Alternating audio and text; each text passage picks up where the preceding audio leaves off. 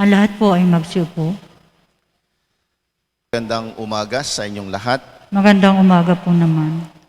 So nagtanong ang isang tao kay Jesus, marami po ba ang maliligtas? So, kakaunti raw ang makapapasok sa kaharian ng Diyos. Bakit? Parang taliwas dun sa tayong lahat ay inaanyayahan ng Diyos. Nais ng Diyos na tayong lahat ay makasama niya sa kaharian. So hindi dahil sa ayaw ng Diyos na tayo makapasok sa kaharian ng Diyos, kundi tayo o yung ibang tao ang ayaw pumasok sa kaharian ng Diyos. Sapagkat lagi niyang sinasabi, lagi niyang inaanyayahan tayo na nais niyang makasama tayo sa kanyang kaharian. Subalit, sinabi ring makipot ang daan. Ano bang ibig sabihin makipot ang daan? Patungo sa kaharian ng Diyos. Sapagkat meron tayong dapat sundin. Hindi dahil sa tayo'y nakasama ng Diyos, narinig din natin sa mabuting balita, sabi, Panginoon, nakasama namin kayong kumain, kasalo namin kayo, nakita namin kayo nagtuturo, nakitang nagtuturo, pero ang tanong, sinunod mo ba ang mga turo ng Diyos?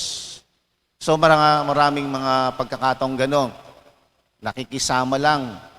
Ang ibig sabihin ko po nakikisama, bumabarkada lang. Pero hindi namang ginagawa ang mga turo at aral ng Diyos. So laging ang importante po dito, ang pagsasabuhay, ang pagtalima. Hindi sapat na alam natin. So ganun po, marami tayong alam. Maraming laman ng ating isip, ang ating utak. Matalino, alam. Pero ang pinaka-importante, ito ba'y ating isinasabuhay. Ang isang alam ko po ay yung ika-anim na utos ng Diyos. Ano ba yon? So alamin ninyo. Alam na alam natin kung ano yon, pero hindi naman ito isinasabuhay. Ang pagsisinungaling, ang paninirang puri, alam natin ang kautusan ng Diyos. So dapat ito'y makita. Sinabi sa unang pagbasa, dapat makita sa ating ginagawa, sa ating ikinikilos, ang turo ng Diyos. Hindi sapat na kasama mo lang siya. Naalala ko tuloy, so hindi ko naman sinasabing ngayon, maraming gustong magpa-picture. Yan. Kasama ko si Father. Nasa picture kami.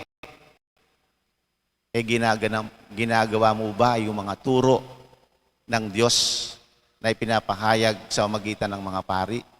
Hindi sapat na tayo magkakasama sa picture. Hindi sapat na tayo nagkukwentuhan. Hindi sapat na tayo ay magkakabarkada. Ang sapat na dapat gagawin natin ay ang pagtalima, ang paggawa sa kautusan ng Diyos. So tulad ng sinabi rin sa unang pagbasa, ginawang instrumento ng Diyos Ama ang kanyang anak na si Jesus upang tayo'y turuan. So ang pinaka-importante, tayo'y tatalima. So tayong mga nandito, nagsisimba. Ang daming tinatawag, pero tinan niyo ang ating simbahan. Hindi natin pesan kasi pandemic. Maraming ginagawang dahilan ang pandemic, kaya hindi kami makasimba. Pero sa katotohanan, kahit nung hindi pandemic, hindi naman sila nagsisimba. Naging dahilan na lang nila ngayon na pandemic. At kasi 10% lang dapat o 30%. Pero sa katotohanan, kung minsan ginagamit nila ang batas o yung sinasabing pagbabawal, pero sa katotohanan, hindi yun ang dahilan. Hindi sapat na magsasabi tayo ng ganitong batas pero hindi naman natin isinasabuhay. Ulitin ko po, ang importante, ang pagsasabuhay, ang pagtalima, ang pagpapakita sa gawa, hindi lamang sa salita. At nais ko pong ulitin, ang ating ginagawa, ang ating ikinikilos ay mas malinaw na nagpapahayag kaysa sa ating sinasalita. Ano po yung kasabihang yon na pinasikat ni San Antonio ng Padua? Action speaks louder than words. So ipakita natin ang mabubuting bagay hindi sa salita, kundi sa gawa. So sana mga kapatid, tunay tayong tumatalima sa kautusan ng Diyos upang tayo'y makapasok sa kaharian ng Diyos. Alam ko pong nais nating lahat ay makapasok sa kaharian ng Diyos. Taas nga po ulit ang kamay ng gustong pumasok sa kaharian ng Diyos. Maraming ayaw pumasok sa kanila gustong pumasok. Taas nga po ulit ang kamay ng gustong pumasok sa kaharian ng Diyos. Okay, siguro yung iba'y ayaw talaga. Siguro hindi nila kayang sumunod o maaring sila'y nahihiya lamang. Ayan.